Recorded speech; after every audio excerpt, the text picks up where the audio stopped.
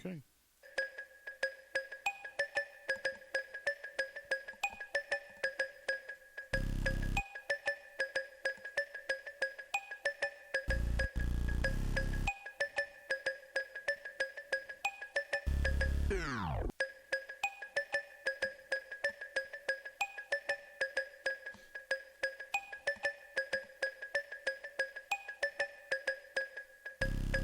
Saints fans and who that's from all over the world.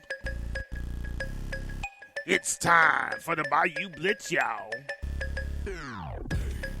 With your hosts, Kyle T and Bob Rose.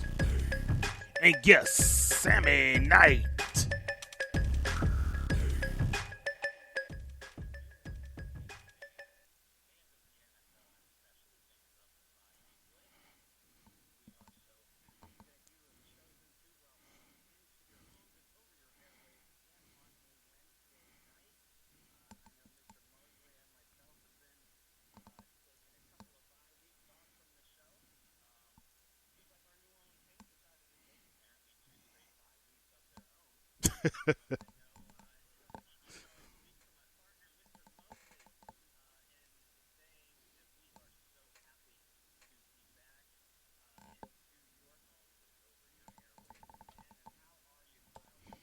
I'm doing well, man. How about yourself?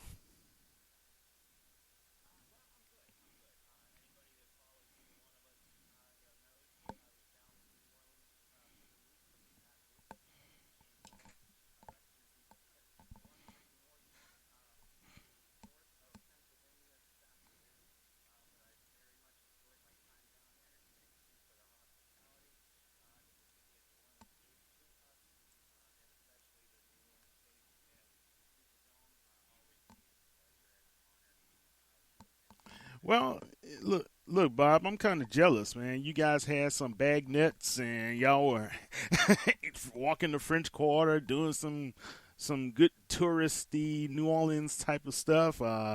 Man, I miss home. I'm sorry, but man, when you guys showed those beignets, man, I just like, oof. I can just taste the hot cocoa and go ahead and just have that powdered sugar flying in my face, all over my body and the hands and everything else, man.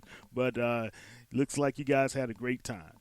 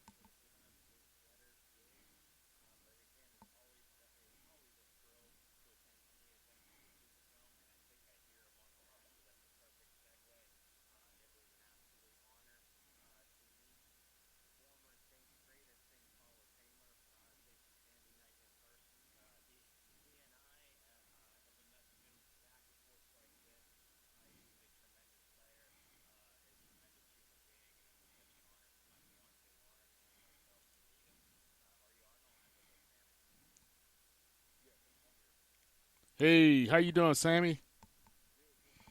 Good, man.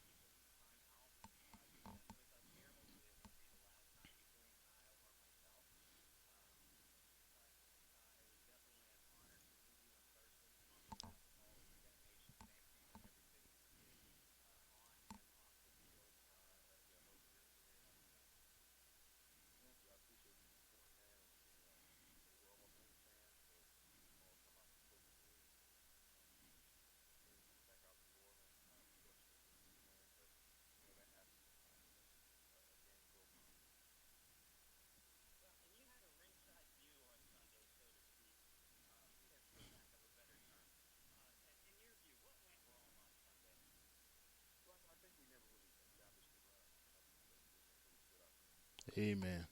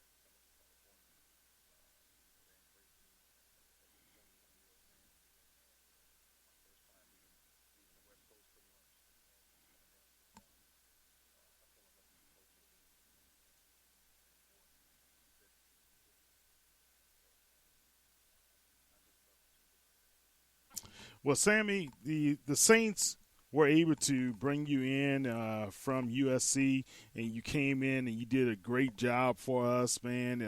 The seasons that you played, I thought that was one of the best that we had at safety since Dave Waymer in those years. How did it feel when it came down and I guess you became a free agent again and had to go and leave the city and leave the team?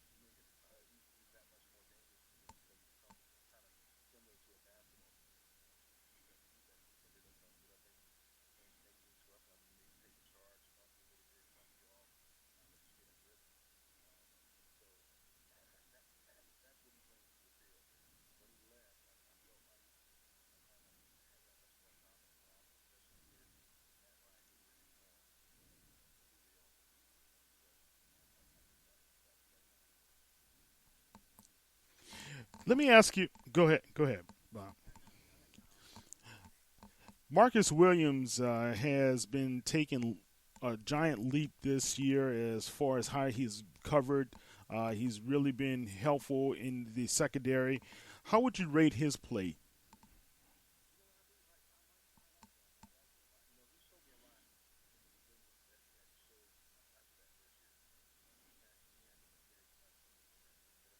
Hmm.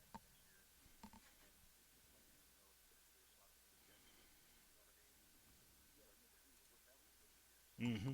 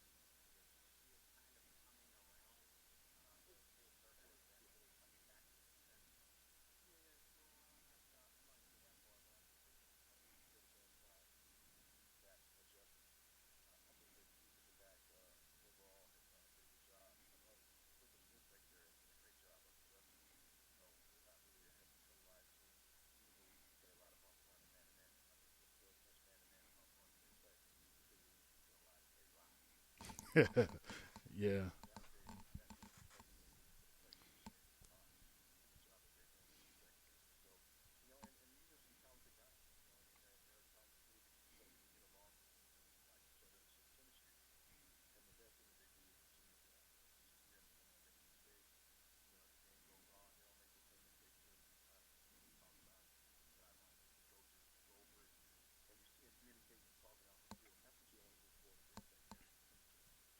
Right, right. I remember Brian Baldinger said that earlier this season when he did an analysis of the Saints defense. He said, "Look at how these guys are communicating. They're talking to each other pre-snap. So once you're able to do that, you can be able to go a long way. And those guys are kind of growing up together."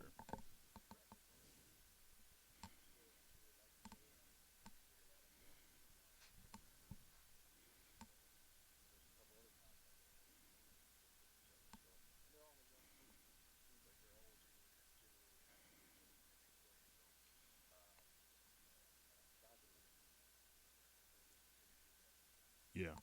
Well, I know your time is almost up with us.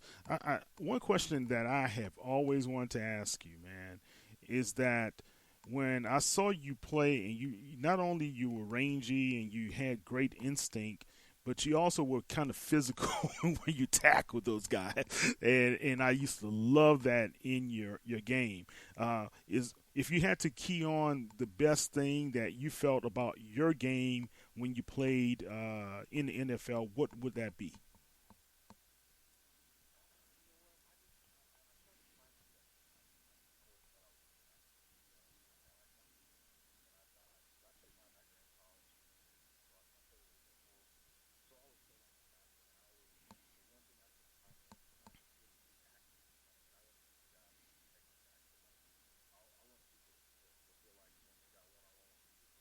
Hmm.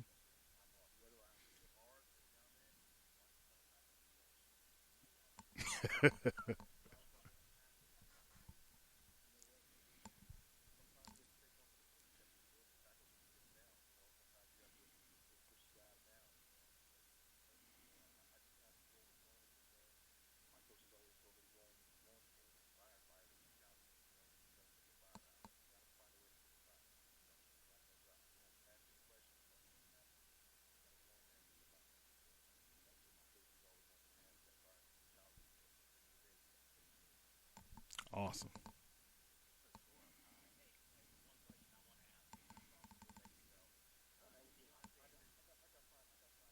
Oh, okay, good.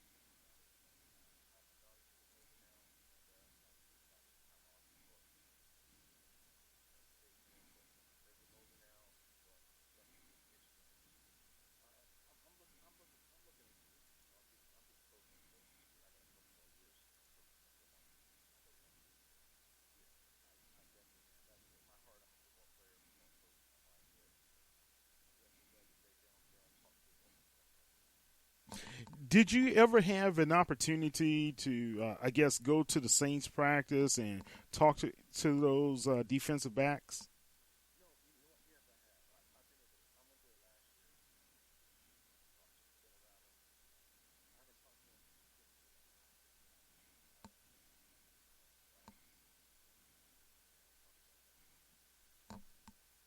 How did it feel being honored as one of the legendary Saints and being entered into the Saints Hall of Fame?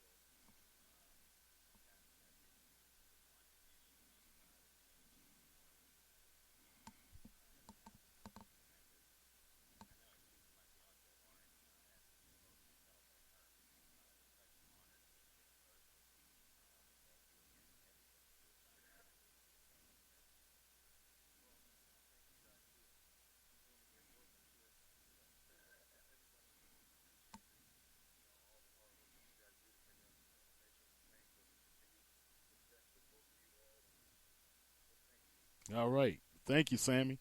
All right, that was Sammy Knight. Yeah, Saints legend, Sammy Knight, man. How can people follow you on Twitter or social media? Oh, he's already gone. that's a, that's all right. We'll get that information. But Bob, I mean, being down in New Orleans and getting a chance to meet Sammy, did you also get a chance to meet any other legends of the game?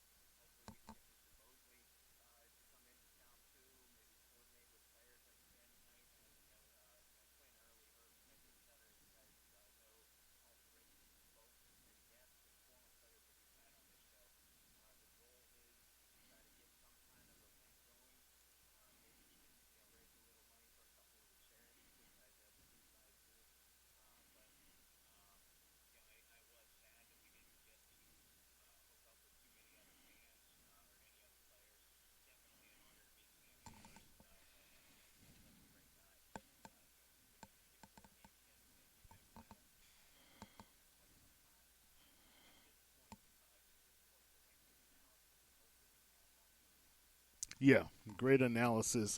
You know, that's one thing I wrote on our website with Sports Illustrated is the fact that the Saints already have a proven winning formula for this 2019 team. And the formula was when Drew was out. Is running the ball first, running the ball often, and being able to capitalize on the play action fakes as a result.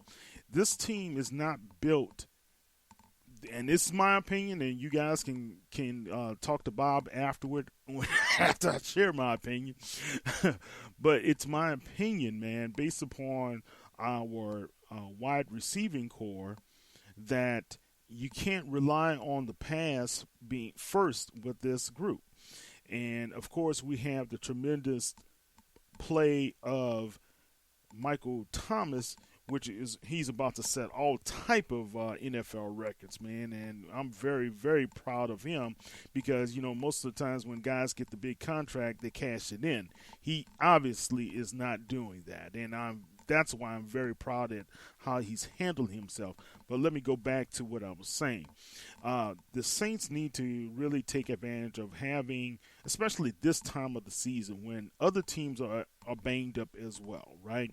Defensive guys don't want to take those big hits like they did early on in the season. Defensive backs are not going to really well, let's just call it for what it is. They're going to make business decisions, right? So it's time right now when playoff teams start to separate themselves and be able to go to that ground. Sean Payton, I think, and I know he called the plays, so this is why I'm stating his name. When Drew got back into the lineup against the Cardinals, it was great that he threw for over 350 plus yards, right? Was it 47? All right, whatever. So it was great. The What was missing in that equation was the fact that still DeMarco Murray, Latavius Murray was still able to run the ball, right? So Bob, when you have it's kind of it opens up so many things when we're able to effectively run the ball. Now, when Pete went down in the second quarter, and we still had a close ability to get into range and take over that game from the Falcons, The ground game should have been what he stuck with instead of the passing game. What happened was when he started passing more and more and started having to pass more and more in the second half to try to catch up with the Falcons, that opened up and it kind of exposed Will Clapp. And when he exposed Will Clapp and his inability to stop Garrett, it just made the situations worse. Drew Brees has never had 6 sacks in the game before. That was the first time ever in his career. And it showed. It showed that Teron Armstead was a little off on his game. Maybe he was still ill or whatever, but you could tell he wasn't himself. He wasn't 100%. So if you have guys who are not 100% as well, you've got to run the football. You've got to protect not only the quarterback, but protect your O-line as well. Now, I don't want the O-line to be able to start thinking and doubting themselves. I just think it was a missed opportunity by Coach to really rely and focus on what really got them there. He was relying on Drew's arm, but Drew's arm can't be effective if it's leaking on the offensive line. And I like Will Clapp. He's a serviceable player, but he's not Andrus Peat. Think about it. When Andrus Peat went down, that opened up so many other opportunities and stunts and games that they ran that really hurt the Saints.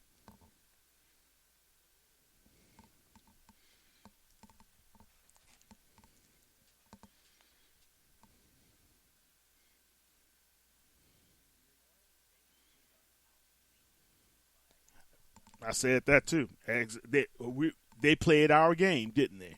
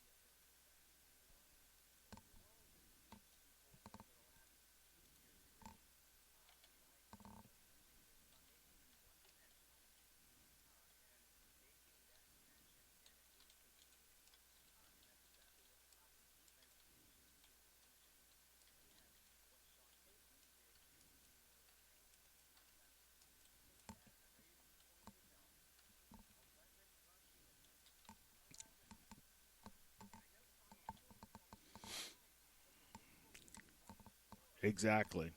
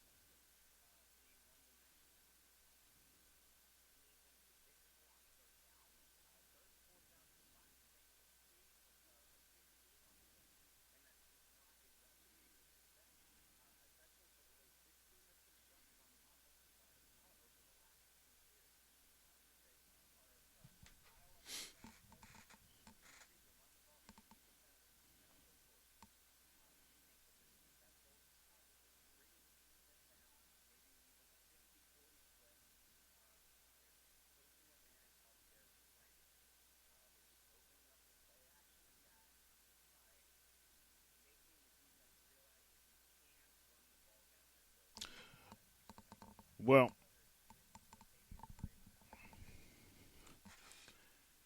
I'm going to say it. I think, yeah, you have a 40-year-old quarterback about to be 41. Okay, you have Warford is not playing very well, in my opinion, this year. Okay, as in pass protection, that I should say that. Okay, in run, he's doing a great job. Pass protecting, he's been kind of not himself. The young guy, Eric McCoy, is going to really keep maturing and doing well. Andrews Pete was doing well in the run game this season. Now we have to rely on Clapp, right? And Teron Armstead is getting up in age, not because he's old, it's because the injuries. Okay, and I'm just all I'm saying is this, guys, is that when we have a talented group like we have, and maybe they weren't at 100%, and most teams are not really at 100% going into any professional football game, especially this time of the season. But you guys just came off of a bye. The game plan should have been, let's stick with the game plan that wins. And I'm not when I was talking to someone about this before, it made it come off at like I was saying Drew Brees is trying to pad some stats. I'm not saying this. What I'm saying is the need for Drew Brees to have 30 to 35 or more pass attempts per game, those days should be limited until he really needs to go to the air. And the pattern for success has already been cast. Six out of the 7 wins the Saints have had, 100+ yards have been on the ground. You understand? If it's a Kamara combination of Kamara, Murray, or Taysom Hill to throw them in, it doesn't matter. When they rush over 100 yards in the game, they win. Bottom line, guys, when they go under, it's been 1 game out of 3 that they have lost. So those 2 losses, we did not run the ball effectively. So it's really clear. You've got to be patient, stick with the run, and be able to put the pressure on those teams. And I'm just going to say it again. Those opposing defenses, those guys are weary this point of the year. They're dinged up as well. The first half of games, you usually are going to be fresher, right, Bob? And you're going to play a little bit harder. But if you keep getting body punched, and I keep on using the the boxer analogy, right? When you get body punched enough times, often, you start wearing down.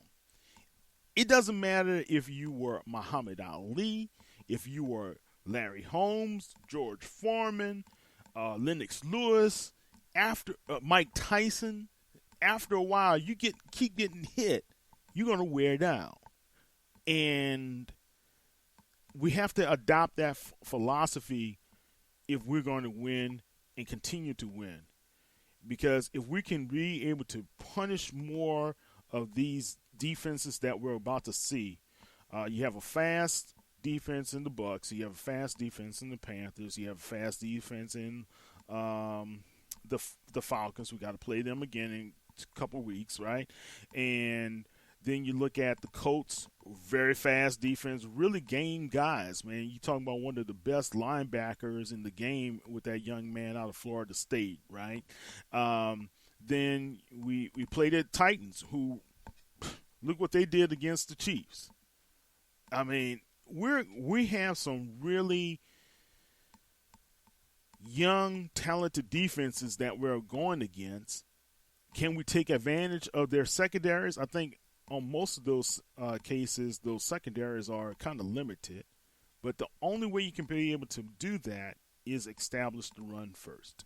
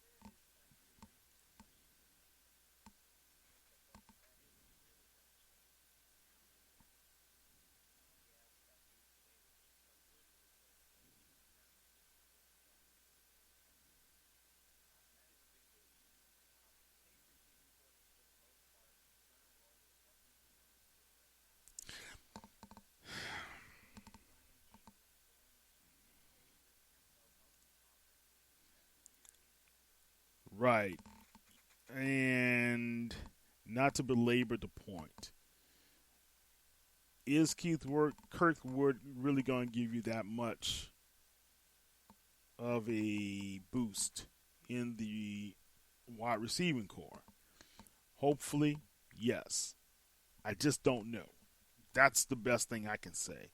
And I'm kind of shocked still. I know they promoted Lil Jordan Humphrey, cut him, and then they promoted the young man from played in Arizona, and he was active this past week as well, right? But I don't think he even saw the field, if I'm not mistaken. So I'm kind of shocked at a couple of things. The lack of utilization of speed with Deontay Harris. You know, I know he kind of tweaked his hammy later in the game, but I was thinking that they could have done a couple of sweeps, jet sweeps with him, or they could have done some trigger, some wheel routes or something to get him involved with to kind of just use that speed of his, right? If you saw Ted is still not being able to get the separation this year like he did a couple of years before. This year and last year were the 2 years that his separating abilities only come on pass action fakes. If you ever noticed that when he scored those bomb touchdowns, it was due to the fakes. What concerns me is the fact that New Orleans usually would have at least one slot guy that you can always depend upon, like Snead, Lance Moore, and I thought Austin Carr would have been that guy. He hasn't really showed up to be that guy. I got to give Traquan Smith some credit. he held on to that ball.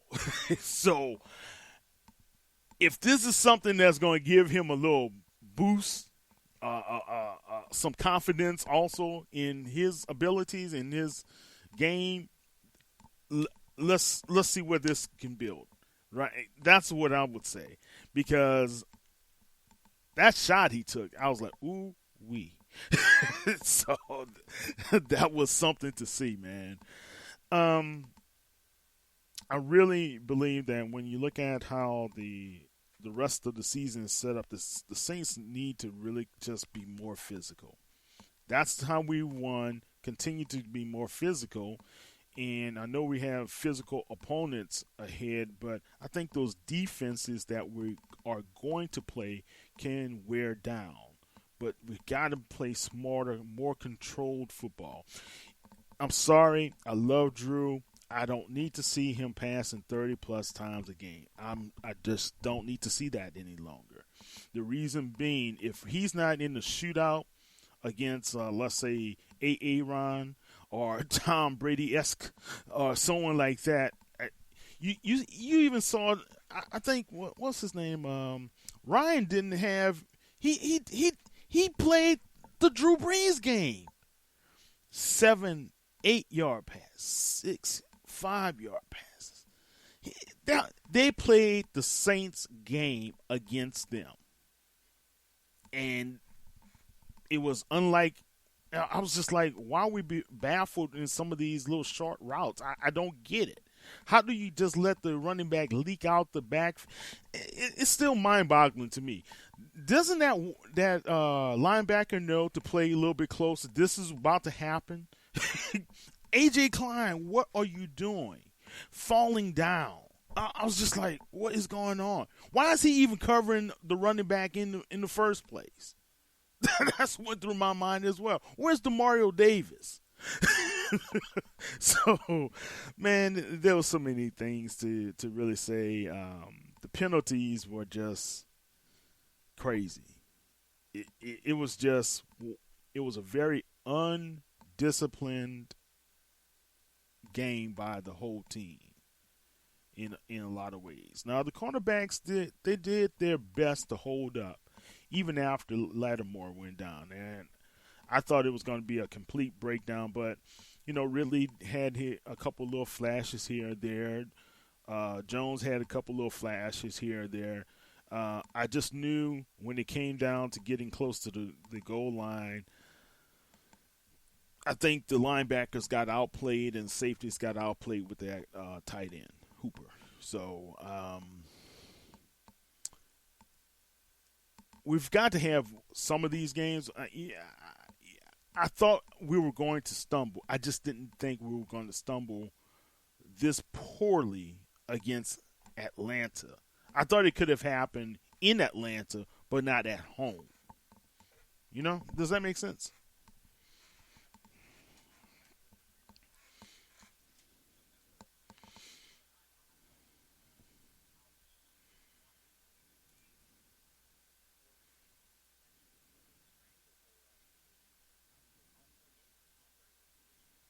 Yeah.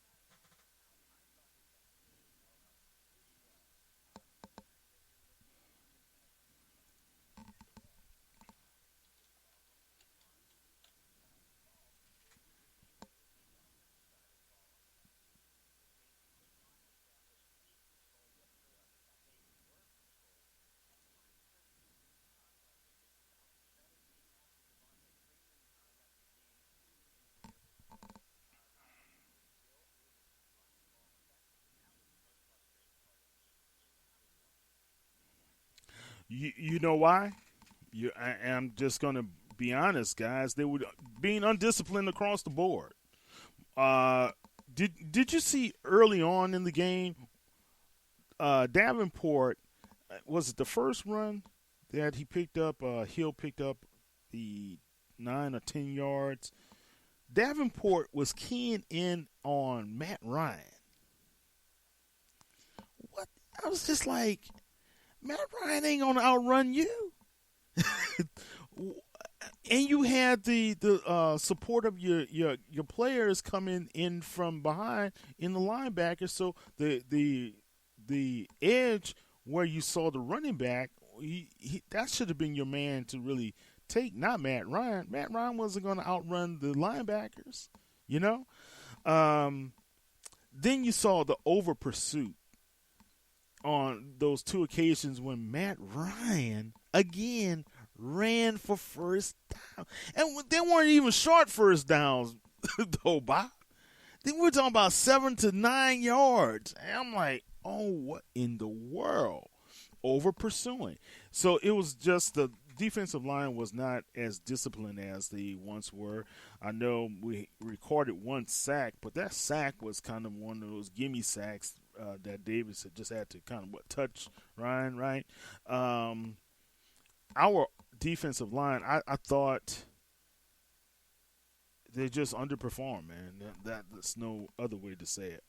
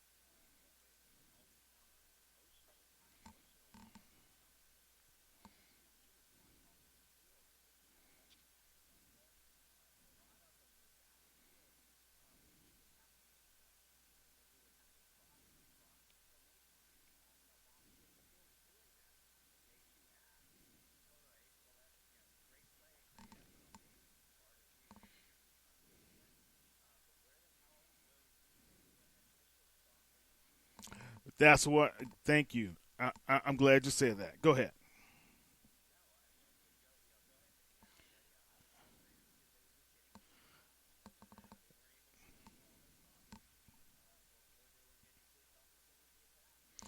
Okay, fans, I want y'all to listen to this. Thrown for loss, TFLs. Atlanta had one, two, three, four, five. Right. The Saints had three, four. Okay. Now, just what Bob would say, thrown for losses, usually that is a part of your defensive ends or defensive tackles being able to penetrate and stop those guys probably for 1, 2, 3 yards, or even a sack, right? Davis, he had three by himself. The other guy that had one was the other linebacker, A.J. Klein. Okay? So our linebackers had to come in and get pressure into the backfield and through the running backs for loss. I think that's where most of those came from, right? Look at what happened with Atlanta. This is how we know we lost in the trenches, guys. This is a great example. When you look at the stat lines, look at this stat here. TFL. Look at Atlanta, Campbell, Vic Beasley, Jarrett, Claiborne. What are they? Claiborne, is he he's a lineman, or is he a linebacker? So all of the line guys for Atlanta penetrated and got to either our running backs or quarterback. Okay? So there is your clear example for supporting what Bob was saying. Our loss on the line right there in the trenches help contribute to the loss as well. Okay? So our defense wasn't really doing their job up front like they are capable of doing. So I'm not going to knock on those guys. And, you get an off game now and then, but we're going into the stretch, man. We can't keep on having these off games. And I hope, and I wrote about this during the bye week, I hope they weren't listening to the chatter, but they were. Everybody was telling them, you're the best team. The Saints are number one. They should be ranked this and high as this and high as that. Right? And I bought into it. Everybody in the Who Dat Nation bought into it because we still believe they're the best team. But when you're the best team, you don't let a 1-7 team beat you. If this was the Patriots of old, and I don't know about this season, but of old, they would have taken care of business against, let's say, a Buffalo Bills or Miami Dolphins team or Jets team that was 1-7, right? In their division. That's all I'm saying, Bob. You got to take care of your business.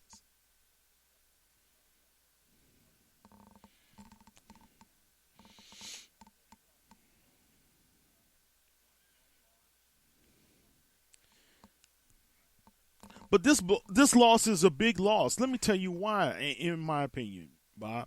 It's a big loss because, one, you gave hope to a hopeless team.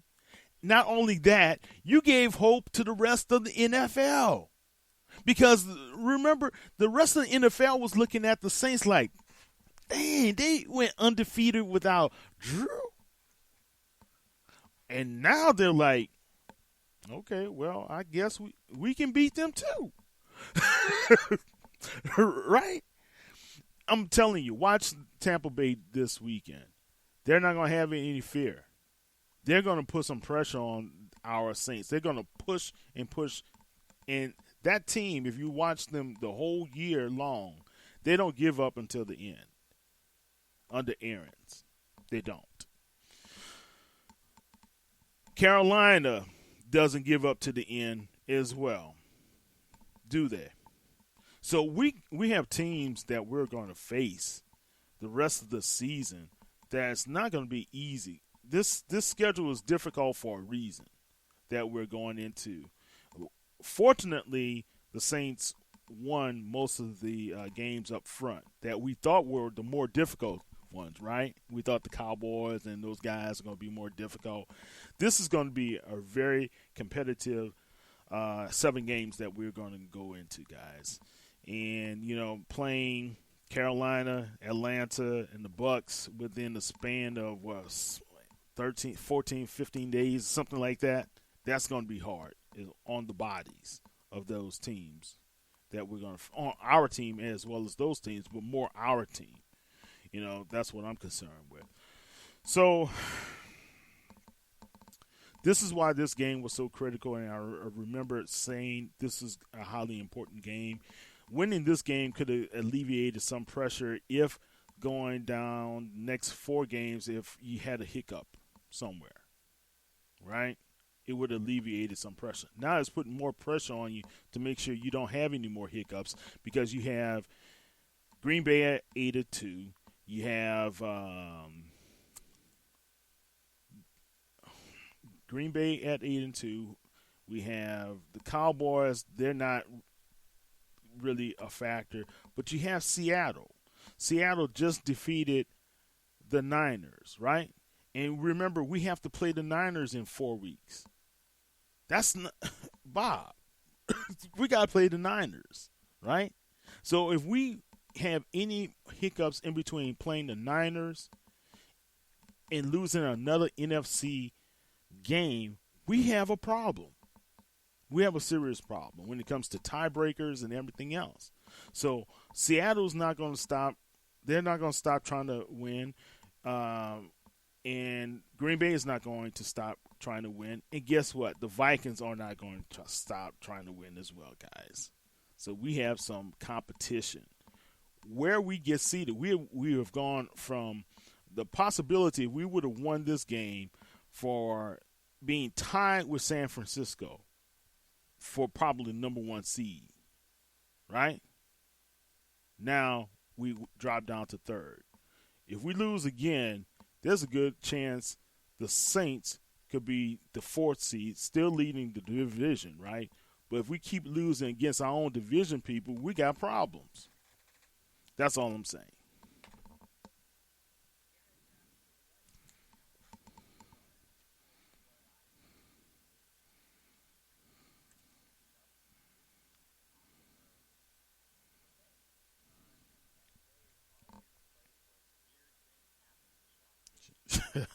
Yeah, and Sean Payton. Remember, he tore his ACL, broke a kneecap or whatever.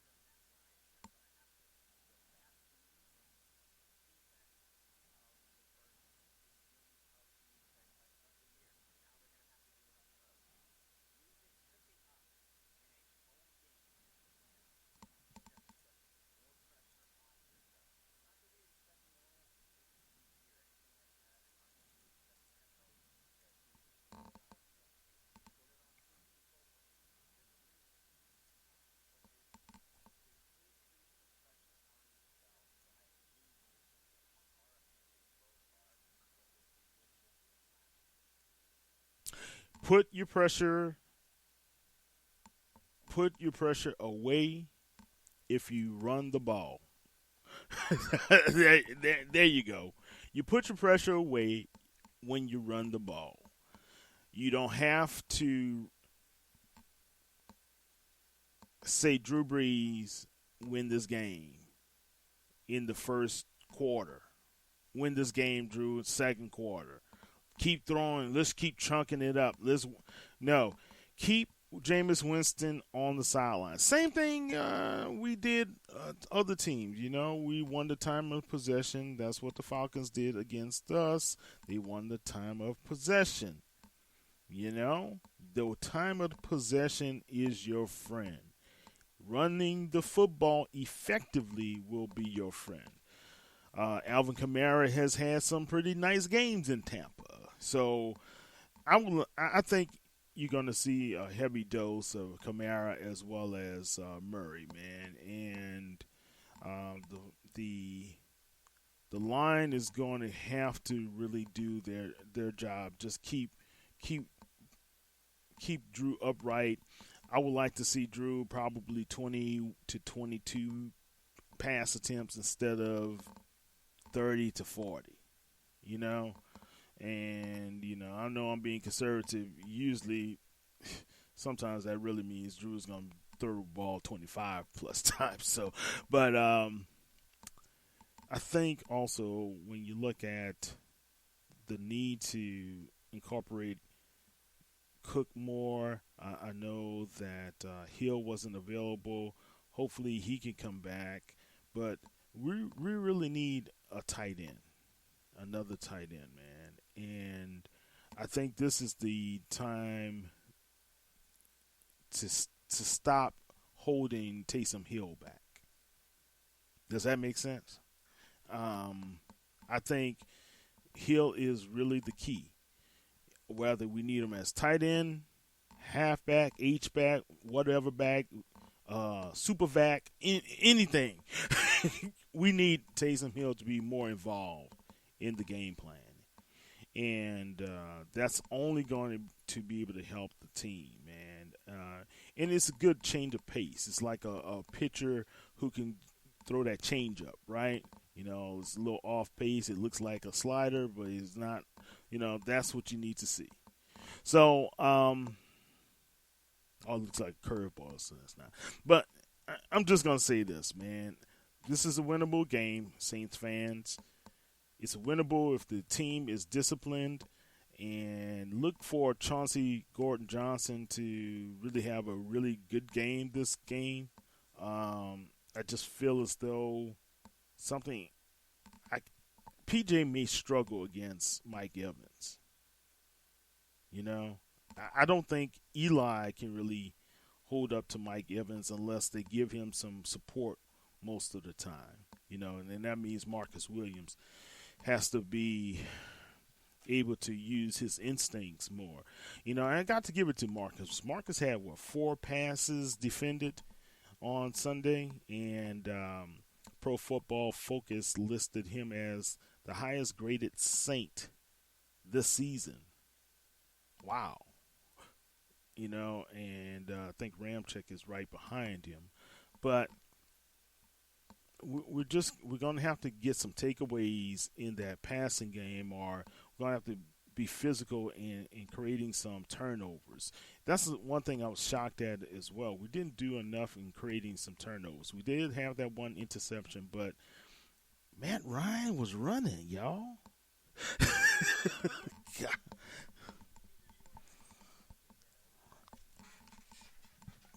But you know what it showed me also, Bob? That team wanted to win more than our team wanted to win.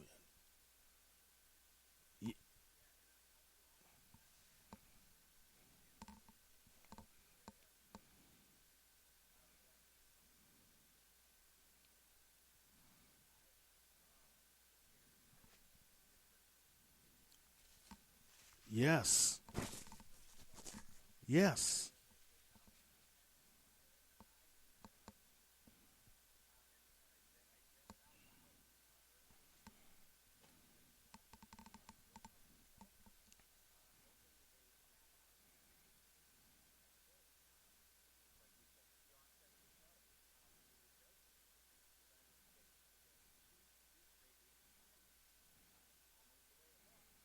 I'm telling you, it looked like that on the field from what I viewed on television as well. The intensity, the passion wasn't there, man. And to get it turned around, you can't say just because Drew Brees is in the lineup, everything is going to be all right. And I'm not saying, and I know some Saints fans would say, oh, he's speaking blasphemy. No, I'm not. What I'm saying is just it's going to take a team effort to continue winning the next 7 games. And a part of being a team is really being able to focus on all phases and not just counting heavily on one phase, being more balanced in the attack. And that's how we won this year. And I think that's how the 2019 Saints offense is built to be more balanced versus to be more heavy pass. That's all I'm saying. And it starts up front. I don't think up front can handle 30 to 40 pass plays a game, man. You can't do it with these guys. Now they can handle 20 to 25 to 30 runs a game. You know, a lineman really likes to get to hit another lineman and push them off their block. Versus they're backpedaling and you got these other 300-pound guys coming at them full speed, right? So that's why I believe that's going to be the key going forward. Okay, Bobo, let me ask you this: special teams, Will Lutz and Morstead look pretty decent, but let's say the young kid Harris's hammy is really a problem. Do you think we put Taysom back there?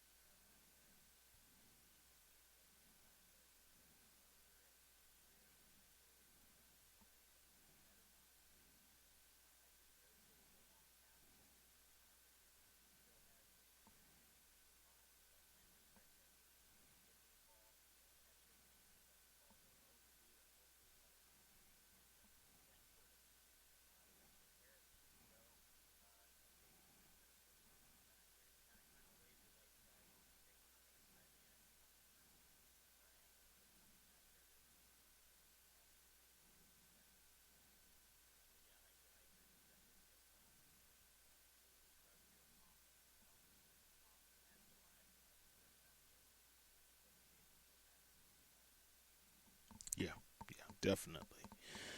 Well, how do you see this game going down?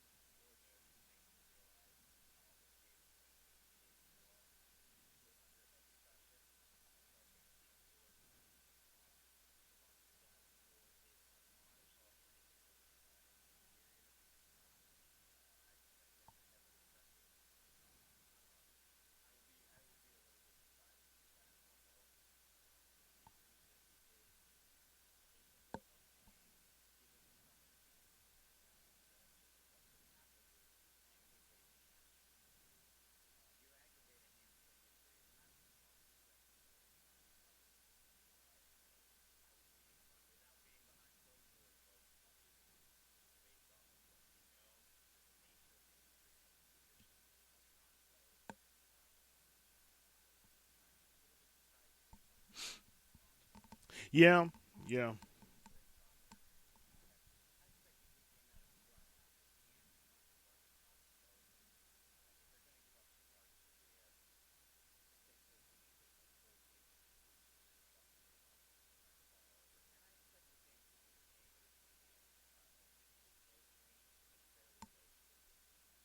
Hmm. Okay. All right. That's fair. I think it's going to be the opposite. I think it's going to be one of those 34 to 31 type of games, man. And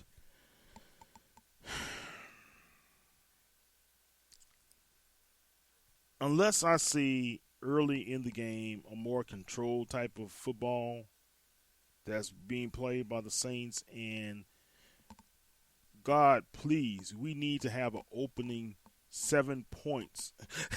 I, I can't recall a Saints team going this long into a season on their opening drive, never scoring a touchdown. Even the bad teams way back in the day, you know, they at least scored some touchdowns on their opening drives. Yeah, man. But yeah, that's kind of shocking to see that approach. And I know we had some transitions going on, but wow, that's we can't get into the red zone also, Bob, and not capitalize getting into the red zone. You know, this team, this whole season, it doesn't matter if it was Breeze or Bridgewater, we still have been ineffective in the red zone. You know, so I know Bridgewater's last 3 games of his, they got a lot better, but we still are having this red zone ineptness, you know. So we, let's see how we can be able to spell that. And I think if we utilize our tight end a little bit differently, that could help out. Man, I really would like to see Emmanuel Butler get promoted. I really would like to see that. You know, can use some size, some more size at wide receiver. You know, I know the kid when he did have his chance during the preseason dropped a few balls here and there. Hopefully, I think that's why Kirkwood may be important, right? You know, would to be able to come in and utilize some size and positioning his body a little bit differently. I thought we would see that out of Lil Jordan Humphrey, but that wasn't the case.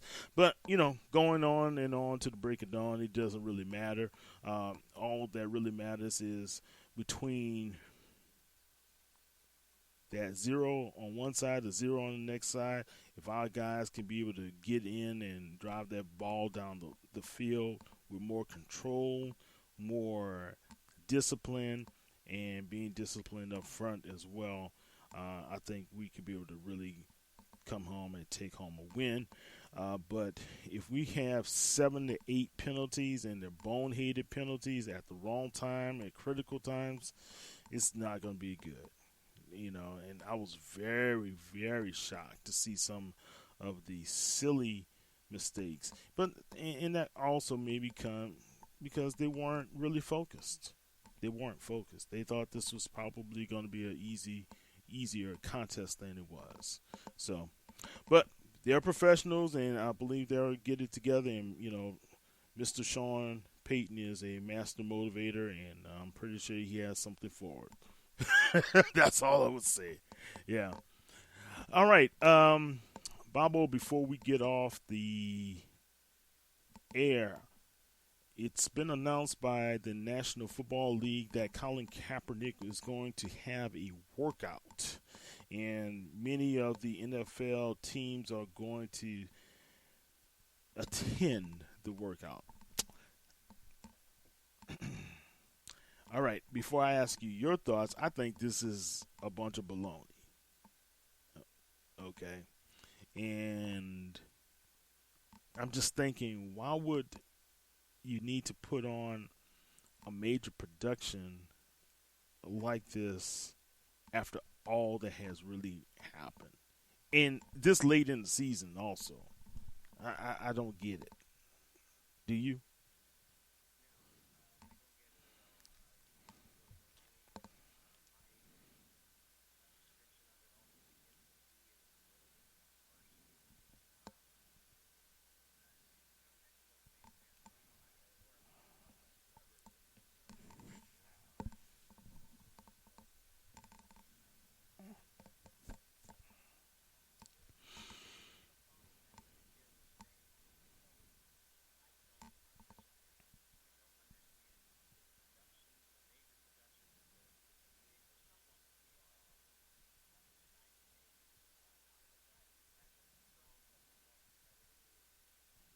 3 years. Yeah.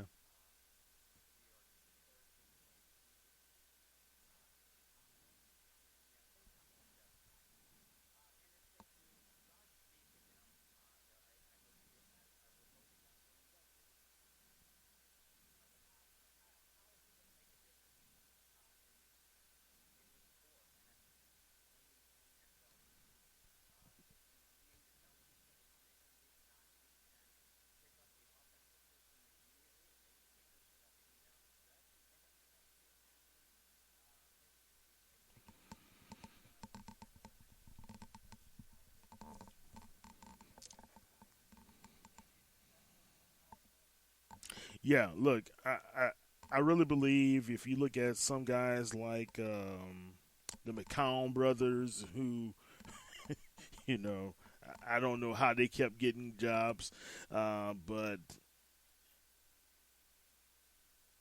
he definitely, as a person and as a professional football player, deserved the opportunity to be able to go on the field and compete. Okay, political views aside, right? And it really wasn't a political view, and I will say it, and I know it wasn't a political point of view. It was more of a point of view of young men who are minorities in this world being tragically killed and placed in poor situations where they are killed. Um, Now, my father, my uncles, my great uncle, and a couple of my cousins all served, and I will stand for the national anthem. Always, always, without a shadow of doubt, America, I've been around the world, and I know America is a great country. Okay? So don't say Kyle Mosley is anti because you're lying. Okay? The bottom line is, let's put politics aside. The young man he was still in the prime of his career, and to be able to blackball him was not the proper thing to do, in my opinion. That's all I'm saying there.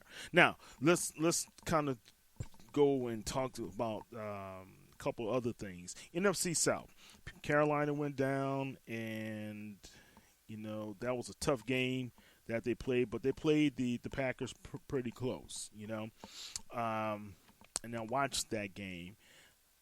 Going down the stretch, you have Carolina still vying for a role, and you still have Tampa Bay. They're still in the hunt, people will say.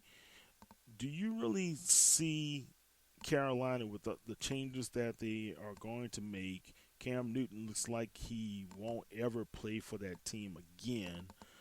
Kyle Allen has done a pretty decent job, and he went up to Green Bay, and there were times he did let the big stage get to him, but he still brought that team back with 1 yard to spare that could have meant tying up that game.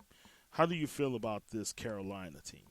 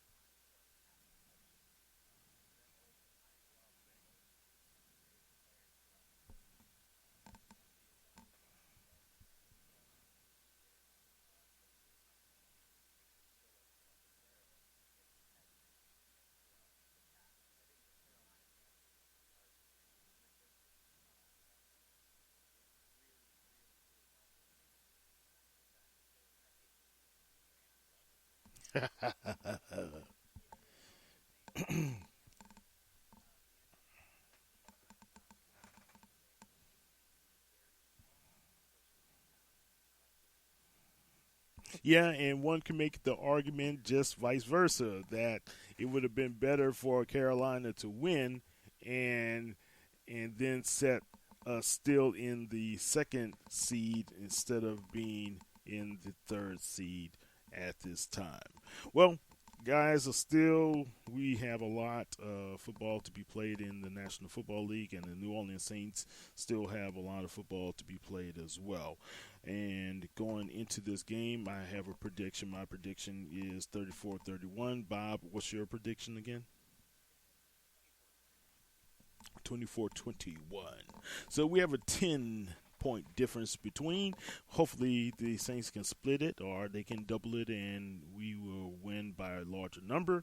But we shall see what will happen. Bob will tell everyone how they can be able to follow you on the World Wide Web.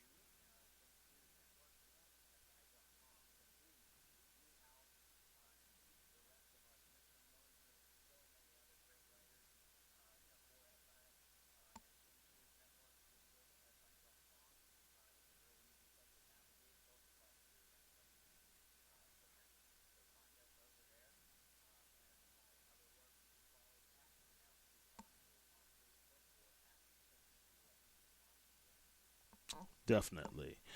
Guys, if you have not heard and may not be aware, Saints News Network is now a part of Sports Illustrated. So you can find us at si.com / NFL / Saints. We are going to provide all the exclusive Saints content for the Sports Illustrated brand. Now, also, guys, we would like to have y'all a part of our community. So come and join us. So when you go to our page on Sports Illustrated, don't forget to go to the top right and click follow. And follow us so we can be able to deliver you a daily dose of the New Orleans Saints from all the featured writings like Bob, myself and Brendan and Kevin, as well as we have Aaron Miller who is joining the crew, as well as Sean, as well as Alan, all work from the Under the Dome podcast. Those guys are now going to be a part of the Saints News Network as well. And I forgot Dr. Caller Antoine with her powered NFL teams of the week, as well as her Saints Angels, which is, man, it's become one of the fan favorites out there. Every Sunday she has the Saints Angel of the week, man. So it's some pretty cool stuff that Caller is bringing to the table. She's done a tremendous job, as well as you guys, Bob, and the rest of the crew. So don't forget to follow us every day. We have a new featured item and column that you can be able to read. We want to hear your feedback, and we would like to know how we can be able to interact with you guys. This is highly important. So go to our community, chat with us, respond to what we're talking about. If we're not talking about what you'd like to hear, give us to us, and we will respond. Okay? All right, this is Kyle T. Mosley, and you can always find us on Facebook, Twitter, Instagram at Saints News, as well as on, like I said, Sports Illustrated. You can find everything right there. All right, Bobo, any last words, comments, criticisms?